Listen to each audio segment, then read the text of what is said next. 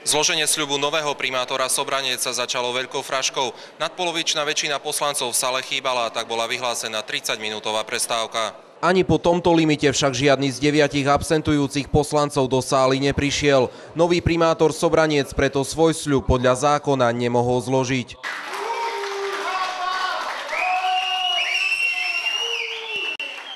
Vzhľadom k neprítomnosti väčšiny poslancov, keďže mimoriadne mestské zastupiteľstvo nebolo usnášané schopné, som toto mimoriadne mestské zastupiteľstvo ukončil. Myslím si, že toto, čo sa dnes udialo na mestskom zastupiteľstve, nemá nič spoločné s demokraciou.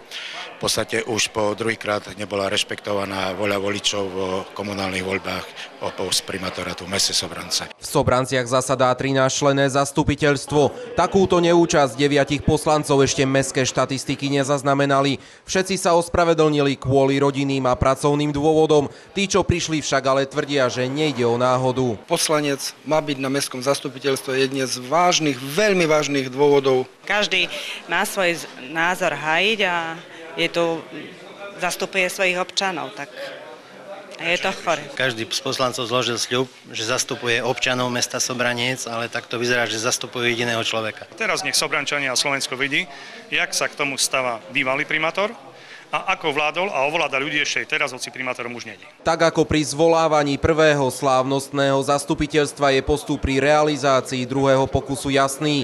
Má sa tak stať do 15 dní a konkrétny termín musí určiť 7 poslancov alebo zástupca primátora, keďže toho Sobrance momentálne nemajú. Ja dnešným dom končím na poste primátora mesta Sobraniec a v pondelok sa nastupujem na iné pracovisko. Sú to Lesy Slovenskej republiky, štátny podnik, lesný odšepný závod Sobrance. Nezložil som primátorský sľub primátora, čiže na mestský úrad nemôžem prísť ako primátor.